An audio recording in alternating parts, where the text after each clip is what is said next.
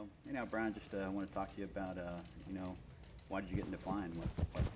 What got me into flying? As a pilot originally, or Sure. yeah. Ever since I was a little kid, I've loved planes. I've loved aviation. I went to air shows, model planes. So I don't know what actually first started the bug, but aviation's been in my blood, been a passion for me for a long, long time. So when I became a teenager, my best friend who I flew model planes with got his pilot's license. Right. He took me up for a flight. Sure. I couldn't believe he's 19 or 18 at the time as a pilot, Right. I'm flying full-scale aircraft. So I could do it too if he could, and so I went out and got my first lesson, and 3 months after that flight with him, I soloed. 6 months later, I got my license. Huh. So within a year. So, And how's that make you feel now, like when you go flying? well, it's great. I mean, it's still pretty surreal that that being a pilot of an airplane, when you grow up as a kid, it just seems like this impossible dream, but then when you're really doing it on your own, it's pretty spectacular. So now you're a filmmaker and a documentarian, Yep. and your first movie was 1/6 Right? That's right. Right. Yep. And can you tell us more about that, or tell the audience more about that, maybe? Yeah, 1/6 Right, or Sure. yeah. So my first film was 1/6 Right, which is about the romance of flying and about my romance with flying, and I think everybody's romance with flying that flies. And so I interviewed 80-something people and asked them effectively, why they fly, what they love about flying, and stories, and centered around the main character, which was Van Nuys Airport, which was my home airport, and where I learned to fly. So that's where the people were based, and of course the story centers around one place, because to develop the story, it was important that it had some central concept. Yeah. But effectively, it's really about how incredible it is, and how much people love to fly, why they fly, the feeling of flying. That romance, yeah. Yeah, right. It really is. Yeah, and so very much from the pilot perspective, and just capturing so many people's stories, just tell my story about what I love about it. But therefore, it becomes, I think, everybody's story. Sure. So I think the same reason. There's something very, very similar about pilots and how much they love it, why they love it, Right. and they really love it. Pilots. I think I haven't met a pilot that kind of likes to fly, or it's pretty cool, but I'd like a lot of other things as much or better. Not so much, it's usually pretty much consistent. Yeah. So now fast forward today, and you're living in the age of airplanes. You want to tell us what that's all about in your project? So after 1/6 Right was finished, and realizing that it effectively was telling the story of so many other pilots and how it resonated with these pilots, it was, of course, extremely rewarding that it was effective in communicating and bottling up the story that I had to tell about why I love to fly, and it was, people were passing it around, and of course I think they were agreeing and sort of finding their own voice in the film, and that was really fantastic. But ultimately it's the choir. So after I finished 1/6 Right, that film really captured the romance of flying, and it was a pilot-oriented story about pilots, why they love to fly, why we love to fly, and from that perspective. But as much as it connected with pilots, it was really the choir. The film was really preaching to the choir about how awesome it is that we can fly, and how awesome it is that airplanes do what they do and we can fly them. And so I wanted to reach a larger audience somehow with the same passion, the same fascination that I have. It's coming from the same place. The second movie is coming from the same place, but saying it differently and accessing a larger audience in the process.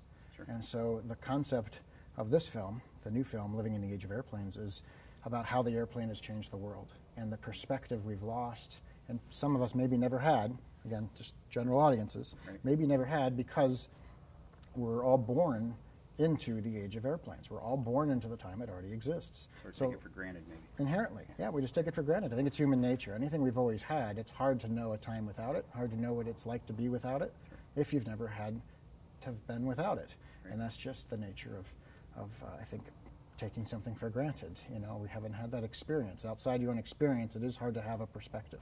So the film, in 47 minutes, tries to do just that and show for the first 12 minutes, 13 minutes, a world before the plane, how it always was for a very long time. And we can, of course we know, oh yeah, of course you couldn't go that far, you couldn't go that fast, of course. But really putting it into perspective and actually showing it and explaining it and seeing how limited life was, and that there were civilizations that rose and fell, and they never even knew of each other's existence. You know, these ideas are, you know, pretty dramatic, but completely true. And then you see how fast, how long things didn't change, and then once they started to change, how fast this all happened. Sure.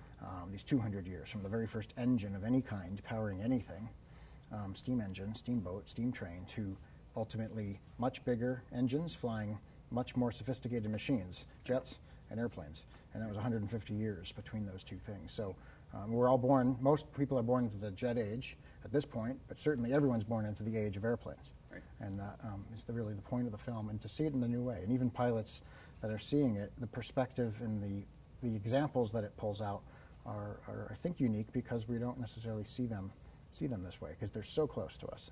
Sure. Yeah. So you like being a filmmaker more or a pilot more? A filmmaker, I'd say. It's more rewarding for I mean, a pilot that's my hobby. That's what I love to do, you know, in my spare time, if you will. Filmmaking is my career, and it always has been. Started in high school and then throughout college. But what filmmaking allows me to do is to share something I'm very passionate about with a lot of people. Right. And that is a pretty awesome experience. I heard a quote from you, I think you said, filmmakers and documentarians get to share, I forget how you exactly said it, share your product or something with the world. Mm-hmm. I don't know if you can elaborate on that. Yeah. Maybe. Mm-hmm.